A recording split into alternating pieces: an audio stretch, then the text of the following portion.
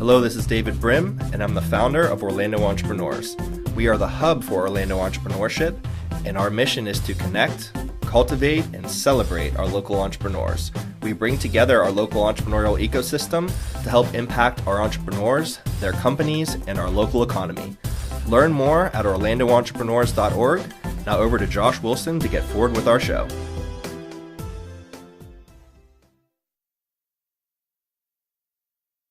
Good day, everyone, and welcome to Orlando Entrepreneurs. My name is Josh, and I'm here in Orlando, Florida, having conversations with other entrepreneurs, the founders, and those who support the Orlando entrepreneurial ecosystem. And now on today's show, I'm going to introduce you to Jon Robinson, the president at Lunar. So, ladies and gentlemen, welcome Jon to the show. Jon, welcome to the Orlando Entrepreneurs Show. It's great to be here. Thanks for having me. Yeah. So why don't you tell us what is the company? Tell us a little bit about yourself. So Lunar is a technology services and SaaS product company. What we do is we talk to our prospective clients and we understand their challenges and we figure out how to develop a solution, whether that's developing something custom, using our consulting services with existing applications that are in place, or putting one of our SaaS products in place. Okay, so you're solving problems using technology and software as a service. Could you give us some ideas on maybe a few different examples of how you guys could deploy technology to help people fix their problems? Sure. The thing that we normally focus on is optimizing sales and marketing processes through the use of technology. And we believe that there has been a fragmented relationship between sales and marketing, between sales and technology, between marketing and technology. Those three departments of organizations have traditionally been at battle with each other. Sales saying marketing is not giving me enough leads, marketing saying sales isn't closing enough deals, sales and marketing both complaining that technology or the IT department is getting in the way of them being able to accomplish their goals. And we saw a real opportunity to fill the void between those three departments: marketing, sales, technology. That gap is large, and someone we felt needed to step in and really understand how each of those small ecosystems work and how to bring them together. So you get them all to play nicely on the playground, make sure that they're all working towards the same mission, and that there is a good cooperation between those departments. Because working in big corporations before, obviously I was on the sales team, but the marketing team wasn't sending us good leads, and the marketing team saying we're not closing leads. Technology people are going, where are you both? How come you guys aren't updating the CRM and this and that? So you guys help solve those kind of problems. Is that right? That's correct. That's correct. And what we found is that it's not, marketing calling the shots for sales, or technology, IT department calling the shots for marketing and sales. It's a unified vision and approach across those three departments is what yields the best results for an organization. Oh, that's brilliant. So, Jon, how did you get into this world of making sales, marketing, and technology all play nicely together? How'd you get into this? Me personally? Yeah. Let's hear your story. It's quite the story. So I've been in a variety of different industries. So Lunar is not my first startup. We'll start there. Okay. So my first, really where I got my start is in the service industry. So I actually was I was a DJ at a nightclub. That's right? Where the career started. I love it. In Ann Arbor, Michigan, where I went to school at the University of Michigan. I was the DJ at the local nightclub there called the Knack. And this was through college. I was DJing one-off parties there, and actually threw a big party right after 9/11 happened in 2001, because I'm a native New Yorker. I wanted to do something to give back. So I contacted the American Red Cross and I said, I want to put together a party. I found, this nightclub that I've been doing some work at. I want to throw a party there and donate everything to the American Red Cross. So they're like, yeah, sure. We'll take anything that we can get. So I met with the club, and then they gave me a night without a venue rental fee. And they said, do whatever you want. It was an off night, and I think it was a Thursday night. Go do whatever you want. Okay, cool. So I start contacting local radio stations, start contacting local PR companies, local DJs in the Detroit area that had a following. And this was, I think the event wound up happening maybe a week after 9/11. So it really wasn't a long time.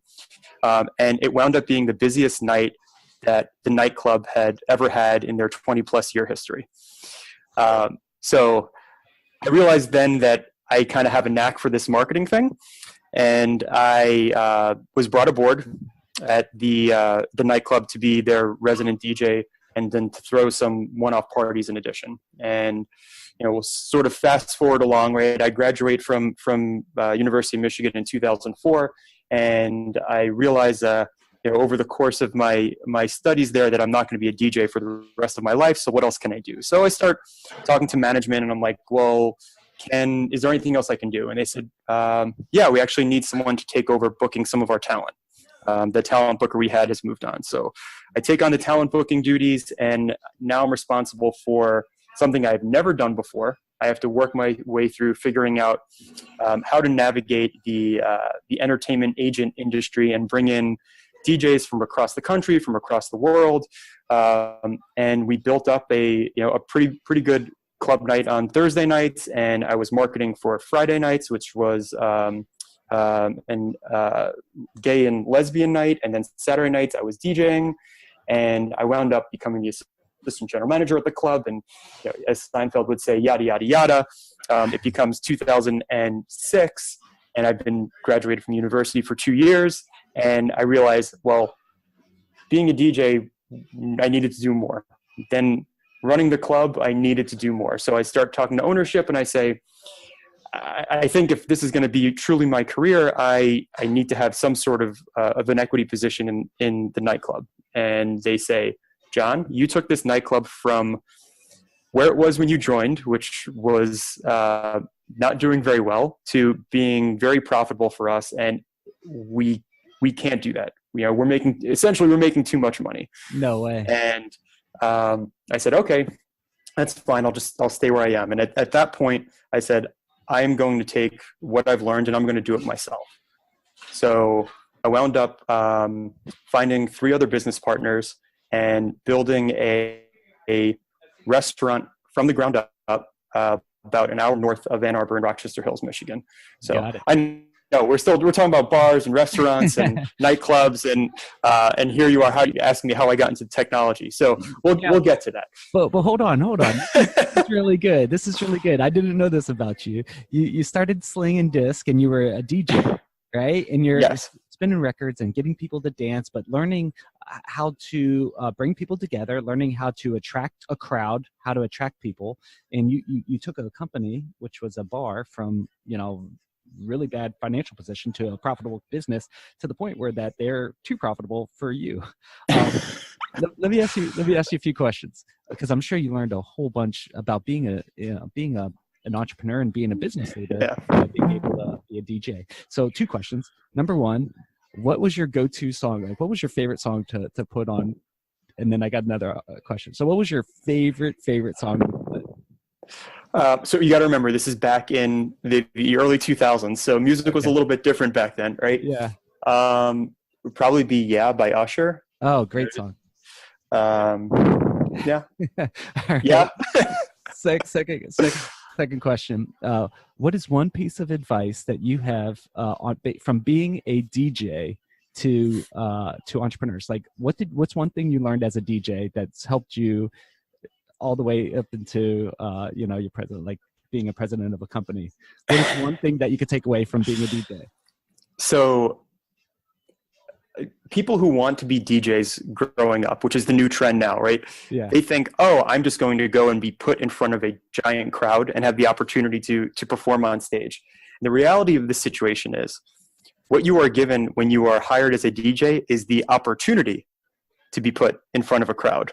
You are basically given an empty room, and it's up to you to promote to your family, your friends of friends. So you're essentially being given an opportunity to market in any way that you need to. It's not as much about the music until you get to a point where you have your own following. It's about throwing a party and drawing a crowd and figuring out creative ways to bring people in. Like, it wasn't just show up and DJ, right? I'd have to think of unique themes. I'd have to think of ways to market to various demographics at the college in order to have different groups on different nights. And it was definitely, I think actually that's where I was able to learn a lot of what I'm using now in my career almost 20 years ago. Oh, that's good. All right. Now we could go on to you guys. I just had to ask those questions. Now we could go on to you and a group of. I'm surprised because there's a lot of other questions you could have asked me about my DJing days, but maybe we'll leave those to a future conversation. So I'm glad it was only those two. Yeah, we'll do those off recorded line. So so you guys built some. You got a group of people together, and you guys built a restaurant from the ground up. Talk to us about that. Now we're going into second stage where you're now in ownership. Sure. So keep in mind, right, spinning records is not cooking food. So when I wanted to progress from just working from 8 p.m. to 3 a.m., right, I had to expand out. In the service industry, it's not just alcohol. There's also food involved. So I had to get partners who not only could provide capital, but also had different skill sets than I had. So I went out and found a partner who really understood the food industry, had run restaurants before, back of house. Went out, found a partner who had experience running front of house of a restaurant. And then there was another partner we had that was purely in investment capital. And across the four of us, the way that we set up the capital structure was everyone had to bring forward 25% of the investment. So our total investment was $1.1 million. I am 3 years out of college, and I had to go and figure out how do I beg, borrow, and steal a little over $250,000. So from the time where I left, where I made that decision at the nightclub, I didn't leave. I made that decision in 2006. I basically gave myself a year to figure all this out, right? Build the business plan for the restaurant, find partners, find investor, and then also raise my own portion of the capital. So along the way, I was putting away money up until the point of making this decision, and then really focused on saving as much as I could from the point I made the decision until I knew that we were going to be opening the doors. And then it's figuring out where I could potentially get any couple of bucks under the bed sheets in order to make this happen. So obviously talked to family members, found out that I had a life insurance policy that my grandfather bought for me that when I was 1 year old, that I completely leveraged, and I actually just finished paying that loan back. So leverage that, and then probably 4 or 5 different sources of capital in addition to the capital that my partners brought to the table. So that was definitely a learning experience. I got to go in front of a bank for the first time and present my business plan and hear the feedback of there's no way in hell that we are going to give you anywhere even close to $250,000.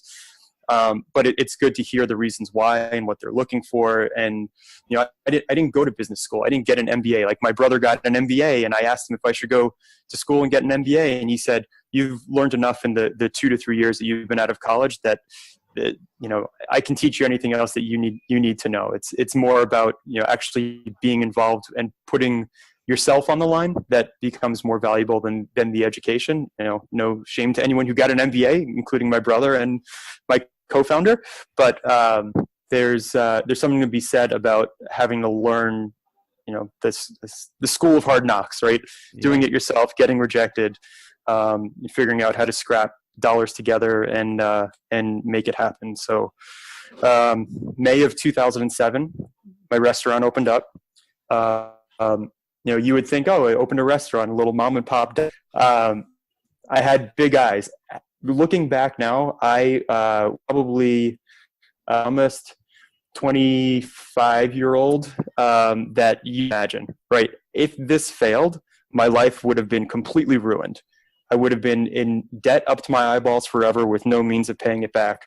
But I guess it's that the mindset of a 20 thing of, I can conquer the world and do anything. And I'm glad I took the because I wound up opening up it was a 6,500 square foot 2-story restaurant in the heart of Rochester Hills, which is right by Oakland University. For those of you familiar with Michigan, it's right by Chrysler headquarters. And this was 2007. And we opened the doors and it was gangbusters. And it was so busy that we had challenges keeping up with the volume. And it was going on like this for 2 or 3 months before it really calmed down. But that was a great learning experience, right? Having to deal with, pivoting on the fly and dealing with customer issues and, realizing that, your menus are physically too heavy, even though they're really cool looking. And how do you adjust on the fly? And then the economy took the tumble in late 2007, and we definitely felt the effects of that. But really, the competition, I think, felt it more than we did, because we were the new kids on the block, and we were still getting, I think, a larger share of people's pocketbooks than some of our competitors were. So we weathered the storm 2008, 2009, and in, I believe it was 2010. We had enough success where we were able to open up another restaurant. So saw an opportunity about 2 to 3 miles away in downtown Rochester, Michigan, to convert an old post office into a craft beer and barbecue bar. And interestingly, the name of the restaurant, when we were trying to come up with the name, we wound up calling it Penny Black, which was the name of the first postage stamp. It was interesting layout, having been an old post office, nice architecture in the building. And that restaurant did well, and we wound up opening a third restaurant, which was a scaled down version of our first restaurant, which was, call it upscale bar food with a large craft beer selection. 2011, I wound up selling my interest in all 3 businesses back to my partners, because we were successful, and I think it was time for me to move on and figure out what else I wanted to do. I had started to get some interest in social media, which was really starting to be an interesting time for social media, and right around 2010, 2011, 2012, and talked to a couple of guys I went to college with and said, I really want to create a social media sports aggregation tool. So sold my interest off in the restaurants, started this project with them. And I'm sure you're going to ask me questions about this process along the way. So I'm going to pause for a second. Yeah. Yes. What an interesting story. So, going from, spinning discs to, opening up your own, and then opening up, multiple locations, and going from that kind of progression is really interesting. So I'm sure you learned a lot. Like, I call it like knowledge stacking. Like at every single new opportunity, you learned new things. So when you went to go sell your shares or your position in the company, this is something that I think a lot of people would be interested in. You don't have to give us numbers or specifics, but maybe you could share the process of exiting a partner. Right. So, because you had, there was 4 altogether. How do you go about doing that? And if you went back and did it again, how would you do it maybe differently? So maybe some wisdom that you could share in there. Well, so in addition to, my interests starting to be elsewhere, having worked, I can't even tell you how many hours a day, 6 to 7 days a week, for 5+ years, it grains on you, right? And partnerships evolve over time. You have to be very strategic about the partners that you get into business with. And their interests were starting to go in other directions. They wanted to take the restaurants in different directions than I did. I was less interested in, how we were cooking the next meal and, what the next drink we were going to make was. And I was more interested in, okay, we've got 3 restaurants. How do we scale? Right? What are the initiatives that we can put in place? Again, really focusing on marketing and community engagement, and they wanted to focus on, good things, right? Good food, good service, clean environment. So we just had diverging interests. So, the first step was engaging them in the conversation, right? Hey, I think this might be something we want to consider. And it goes both ways, right? Maybe it's you guys exiting and, me taking over the company and taking the direction I want to take it. Or, since you guys appear to be more aligned, maybe it's me exiting, you guys taking the company in direction that you want to take it. So before you even talk numbers, it's getting that alignment in the conversation without it turning hostile, because it definitely has the potential to take a turn. So yeah, I think it's being able to have those conversations, being open, honest with your partners, engaging in the conversation, and then when it's time to talk numbers, and then it's now you're not so much partners anymore, and you're back at the negotiating table. So the way that I structured my buyout was something that was intended not to impact the company too negatively, so that they can continue to operate. I had a structured buyout over a 5-year period, and I didn't take any money up front, right? I felt like, okay, I'm going to exit. You guys are going to run the company. Things are going to go well. And that was that. And, I could say that I believe it was so I exited in 2011. I think in 2015, I think they went bankrupt, unfortunately. So, there's a lot, I think, that happened. I wasn't really engaged until the checks stopped coming. But that was, it was interesting to kind of hear second and third hand about what was going on. Sure. Absolutely. So if you had to do it differently going back, having partners, you were a part of a group with, four people total. If you had to go back and do that exit differently, or even set it up differently, what advice would you have for yourself before you made that deal? Yeah. So, I think, again, knowing what I know now, right, having not seen the entirety of my 5 years of payments come to fruition, I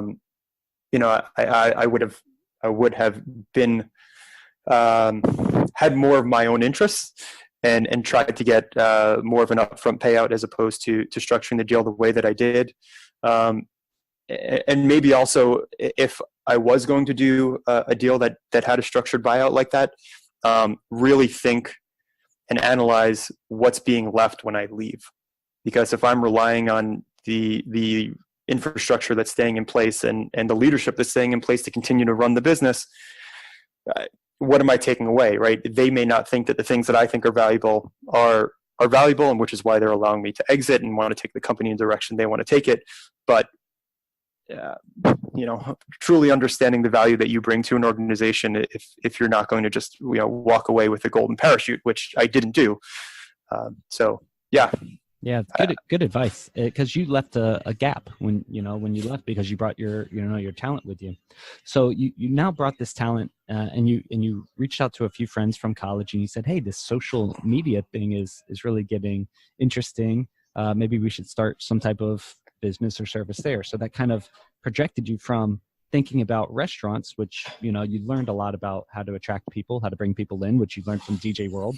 And then it kind of goes into, well, maybe the social thing is the next hot thing, right? What did that look like for you? So I really started with the problem, right? As a consumer of sports, right? I wanted to see what was being said by people who actually knew what they were talking about when it came to a specific team or a specific game. So I had a hard time, again, like earlier days of Twitter, unstructured days of Facebook.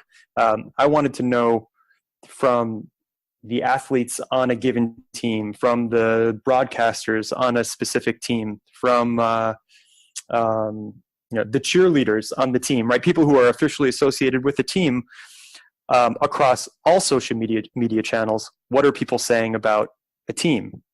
And when an upcoming game is coming up between two teams, I wanted to see all of those representatives from one team and all the representatives of another team both talking about the same shared experience. And I said, okay, well, there's nothing out there that does this yet. Can we build something? I had no monetization method in mind. It was just about reaching critical mass. And that was always the conversation with my partners, that was, how do we reach critical mass with a product? Forget money, we'll figure that out later. So we put a plan together and we just started building. And we were aggregating Twitter and Foursquare and Facebook. And we were building these lists of these official people from each team, and then dynamically creating combined pages every time two teams would face each other. And we built the prototype, and we were using it ourselves, and it was fun. It was something that we built in maybe 6 to 9 months. It was a side project for my two partners, and for me it was, I just left the grind of 7 a.m. to who knows what time at night, Monday through Sunday, and it was fun for me, and I did that until I came upon another opportunity, which is what led me to where I am today. Got it. So, okay, talk to us about where you are today. Sure. Tell us about Lunar and about your role there and what you guys are doing. Sure.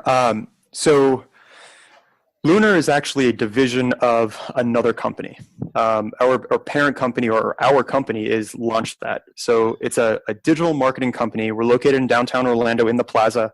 We actually have purchased the building at 1 South Orange. So we'll have a new headquarters in October. And we, as Lunar, are a technology consulting and SaaS product company that was formed out of the operational division of LaunchThat, which I created 3 or 4 years ago to help optimize the way that LaunchThat was doing its marketing business. When I joined the company in 2012, everyone was a marketer. I was hired as a marketer. There was an HR person, there was a bookkeeper, and everyone else was a marketer. And there were 45 people at the company, 2012. And as we continue to grow and grow and grow, at some point you reach a crossroads where you need to have some infrastructure. You can't just be this like rapidly scaling startup where everyone just produces your product. So I formed this operational division at the organization, and really what our focus was how do we make sure that the things that we're doing at LaunchThat are structured, are backed by technology, are efficient, are repeatable, are scalable. And that came through 2 different avenues. There was optimizing the existing platforms that were in place, which at the time there was a proprietary CRM that was being used, and we decided that we were going to pivot and we're going to put Salesforce in place. So optimizing Salesforce and the other tools that were being used, and building custom applications to solve problems in a unique way that fit LaunchThat's business model. And we did this for a few years, and our team continued to grow, and we had built some proprietary applications that had continued to evolve over time. And about a year ago, we made the decision of, wow, this division, this operations division of our company is providing so much value in such unique ways that we think we can actually provide the same value to other companies as well. So why don't we break it off into a separate division? We called it Lunar to kind of play off the space theme of LaunchThat.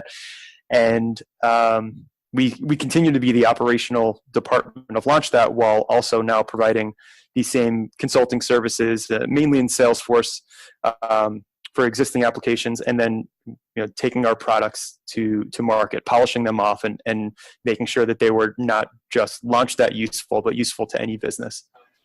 Got it. So so Lunar is a spinoff from the parent company, LaunchThat, which you were a part of building that, and the vision that you were helping lead and guide became so valuable to LaunchThat that you said, maybe this could actually provide services for other people. So you said, let's spin this off and build this out. When you spun off Lunar, what year was that about?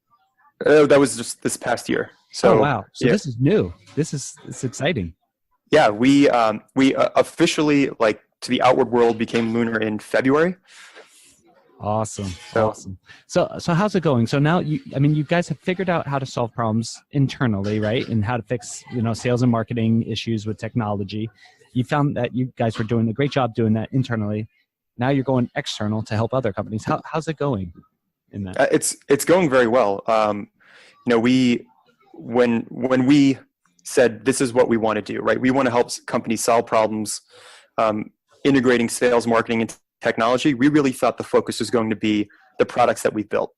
We've got some consulting services that we think we can leverage in the short term to help generate revenue and support the company while we scale our SaaS products, because software is a whole different ballgame, right? You have to make sure that you have the right product, the right market fit, the right strategy to market it and sell it.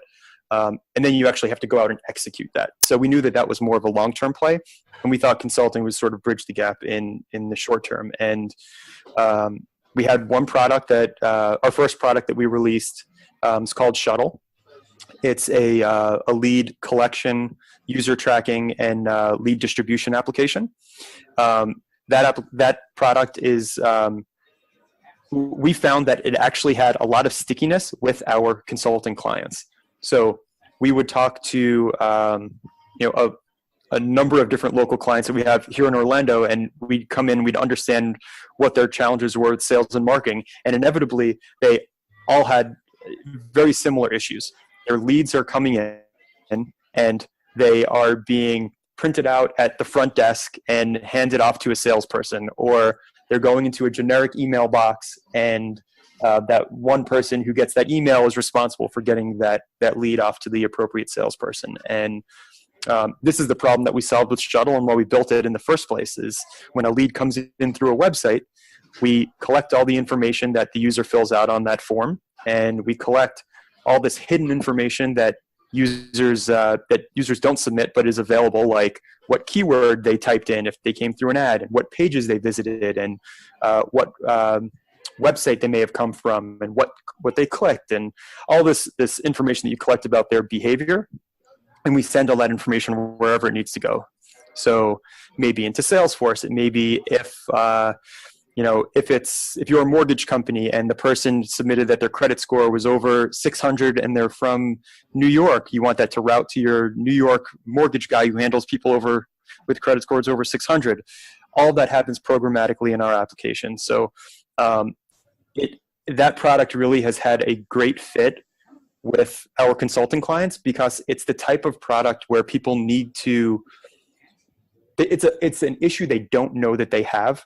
We come in to solve the problem. They say, hey, John, we have Salesforce. We're not really using it the best. Can you help us kind of fix some of these problems and get our sales reps accountable, or give us ROI on our marketing? And then we say, well, let's talk about the way you do things and try and figure out what the real problem is and what the solution to those problems are, and not kind of piecemeal together, what you think the solution is. Inevitably, our execution here has been consulting and products together, which is not something that we thought would be the case. We thought we would be having some consulting clients, we would have other product clients. We never really thought that we'd be able to fuse those together, and that's what we're seeing happen a lot. Oh, that's genius, because you're consulting people, and as you're learning about the problems that they have, you say, well, we actually have the technologies that could solve those problems. Or it also gives you insight to say, maybe we should build that to solve these problems, because we keep hearing these problems over and over, right? Yeah. Yep, absolutely. Okay. So Absolutely. So you guys launched in February. You guys are now serving, external clients and growing this side of the business. Like, where do you see the future of yourself and Lunar going? So we are expanding out the breadth of products that we have expertise in on our consulting side. So we do a lot of Salesforce work. Salesforce is very broad itself. There's the main CRM, there's marketing tools, there are sales quoting tools. There's a lot of development platforms that Salesforce has built and integrates with. So we are expanding out our knowledge base to be able to handle more complicated Salesforce implementations and optimizations. And On the product side, we are continuing to refine Shuttle, and we are releasing our second product the end of July, early August. We see ourselves continuing to encounter problems through consulting, and then, as you said, develop solutions that we can then implement for our consulting clients, and people can just buy the products themselves if they just want to implement them on their own. I love that business model. What advice do you have for, let's just say, consultants out there, right? So you guys are, you provide this consultancy to kind of look at their sales and marketing and technology, see how they're currently doing it.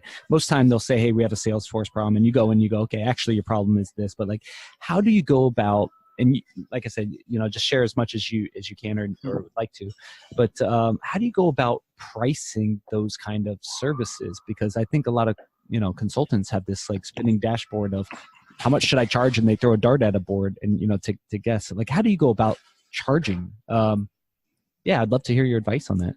Sure. No, this is something that I actually spoke about with my partner a couple months ago. So we had originally envisioned that our consulting engagements would be based on hours. So, maybe we'll get a client and we'll sign them to a contract, and we'll be doing, 20 hours or 40 hours or 100 hours of work a month. And, the idea would be to sign them to some long-term contract, and we'd have this bucket of hours of use it or lose it. While that may be a good decision for short-term profitability, we felt that wasn't the best way for our customers to be billed. And the reason why is because it didn't mutually align our interests. So, for instance, if we wound up doing something very quickly, it was actually counterproductive for us because we were getting paid less. Even though we may have found a great way to do something quickly, we were actually incentivized to take longer to do things. And we didn't like that. We don't want, competing interests. We want to be completely aligned with our clientele. So what we do now is we do value-based pricing. So we evaluate, what is the level of effort that we think something is going to take. And we may be right and we may be wrong. And we estimate approximately the amount of hours that we think it's going to take and build in our margins. And then, excuse me, we deliver a proposal on this is an all-in price. And if we wind up being able to leverage some things that we weren't expecting, get it done quicker, it just means that your project gets done quicker. And if it winds up taking us a lot longer because there's intricacies that we didn't account for, then it takes us a lot longer and it just erodes into our margins a little bit. But the customer knows that this is the price that they're going to get. And I'll tell you, there's a longer sales cycle when you do that, because we have to make sure that we fully understand what we're getting into, which is what does align us with our customers. What has happened is that we've wound up having 2 or 3 discovery sessions with some of our larger clients where we're solving problems along the way, but it's helping us understand what the real issues are so that we can deliver a fully scoped project that everyone signs off on and says, yes, if we are going to accomplish these things by the end of the project, and we're going to pay X amount of dollars for it. And on our side, as the consultants, we know exactly what we're getting into. And, we build in the amount of time that it takes to do the discovery sessions and everything into the value-based pricing. But by the time we get to the second or third conversation, the clients are already understanding that we're going to be providing value because we've already given them value. Yeah, in I those like that. first and second conversations. Absolutely. That's great. I've seen many different financial models and business models, but I really like this. My fear in this is, I would love your input and your advice on this. My fear is if we go through the whole discovery process, it's very costly to go about doing that.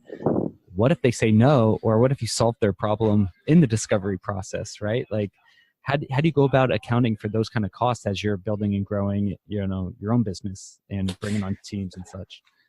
So probably the best marketing that you can do as a consultant is great work for a client, whether or not you're getting paid for it.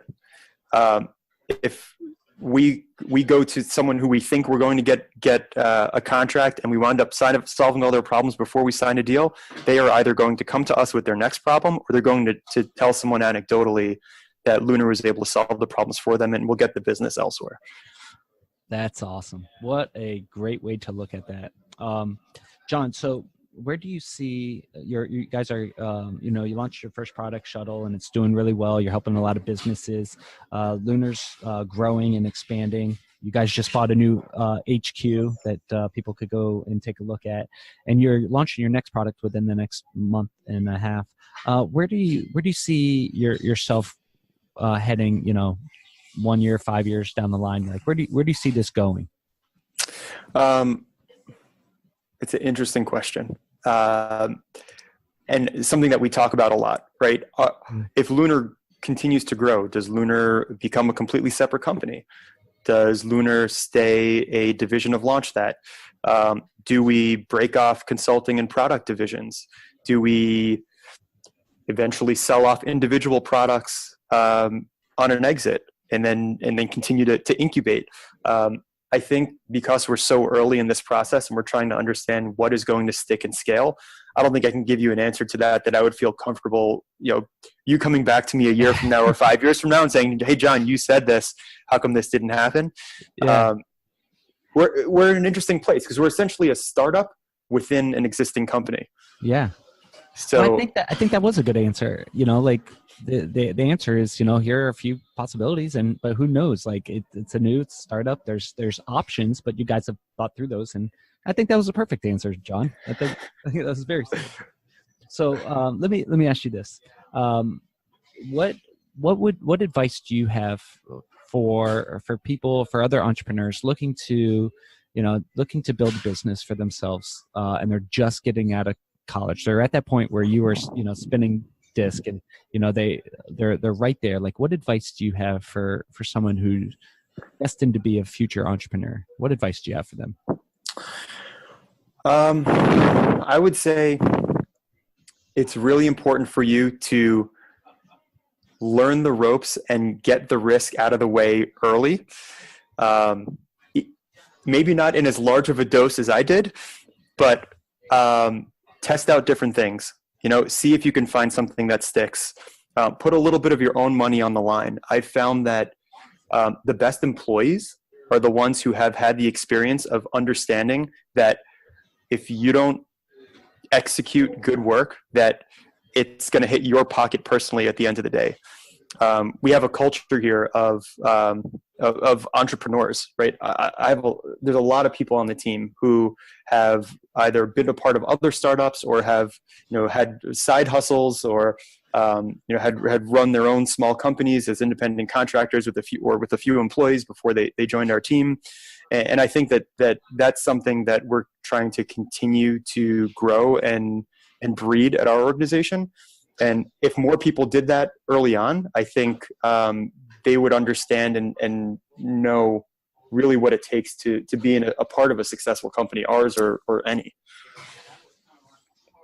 I like that. It's buy-in is so important, and nothing gets you committed like dollars out of your own pocket, right? That is, at the end of the day, that is the thing that gets you committed, right? If you know that if I work harder, I'm going to make more money. And if I slack off and want to take off a couple of days, I'm going to make less money. Then, that's less money at the end of the day has an impact in your personal life as opposed to just having an impact in your professional life. Absolutely. So as we're wrapping this up, and as you work in the startup, what you guys are building, which is growing and doing really well. Like when you get home and you go to unwind, do you ever just like take out the old, disc and you start spinning again, listening to some old Usher? Like, is that the way you like deregulate from the day? I retired my turntables. I have a small music production studio in the corner of my bedroom where if I need to escape, I put my headphones on and I make a little bit of music and then I put the dust cover back on and I won't touch it for a month or so. That's the extent of it right now. Perfect. So let's ask you this: if there's entrepreneurs in the audience and they want to learn more about your business, learn more about you, how to connect with you, and maybe just get involved in what you guys are doing, maybe be a part of your startup, how could people find you? So our website is belunar.com, belunar.com. You can also find us on LinkedIn. You can find us on Instagram. You can find us on Twitter. And then me personally, my Twitter is at jrobinson82. So feel free to reach out. Any questions? We'd love to connect to anyone who is interested in what we're doing. Awesome. So, fellow entrepreneurs listening in at Orlando Entrepreneurs, thank you for being a part of this audience and being a part of the show. You've been a part of this conversation with myself and with Jon, the president at Lunar. If you want to connect with him personally and learn more about the business, you could go to the show notes and click on the show notes, which will drive you directly to him and his business. So, Jon, let me ask you one more question. Is there anything that I should have asked you that I just didn't ask you, and you're like, man, I'm just dying to tell the people about? What's our second product? What's your second product, Jon? Oh, I'm glad you asked, Josh. Thanks, man. So our second product is it's a product that allows companies to visualize text message conversations that their salespeople are having with prospects within Salesforce. This was an issue that was actually presented to us by Salesforce account executives at Dreamforce. I was at a dinner with them and asked the question, if there was one problem that you would love solved, what would it be? Because we love solving problems. And they said, personally for us and for our customers, it's something that we haven't figured out how to solve yet, that a lot of sales are now moving to text messaging. Less on the phone, more in text message. And there are a lot of ways to log phone calls programmatically and emails logged programmatically, but no one has come up with a way to log text messages programmatically. So we came back from Dreamforce and we architected a solution, and our solution allows sales organizations to not only log those text messages in Salesforce, but we reduce the friction and we allow the process for salespeople not to change. They're using their native text messaging app. It's the exact same experience. We're just able to link up the person that they're texting with to the record in Salesforce and then visualize that conversation so that they or their managers can go in. They could see the context of the conversation that the salespeople are having with their clients. Wow, that's so interesting. So you went to a conference. The actual execs at Salesforce were saying, hey, this is an issue that we are having as Salesforce. And you also saw that your customers were moving more from calling to text message sales. So you're solving a problem for Salesforce. You're also solving a problem for those who use Salesforce as a sales tool. That's brilliant. And nobody else is doing it. Not in the way that we are. No. Oh, that's awesome. Nope. Well, hey, I'm really glad I asked you that second question, Jon. Yeah. All right. So that's a cool product. When will that be finalized and launched? We're hoping end of July, early August. It's called Uplink. So as soon as it is available, we'll be listed on our website, and we'll make sure that everyone is aware that it is now available. Awesome. So as the second outro to the show, thank you guys for listening on this Orlando Entrepreneur Show conversation with Jon and myself. Really appreciate you guys being a part of the audience. Once again, you could go and view the full show notes, which includes both products, and you guys can learn more about both of those. So Jon, thanks for being on the show, man. We really appreciate you opening up your history and just sharing your advice with us. Yeah, no, it's my pleasure, Josh. Thanks for having me. Yeah. And fellow entrepreneurs listening in, thank you for being a part of the audience, and we will talk with you all on the next episode. Bye, everyone. Bye, Jon.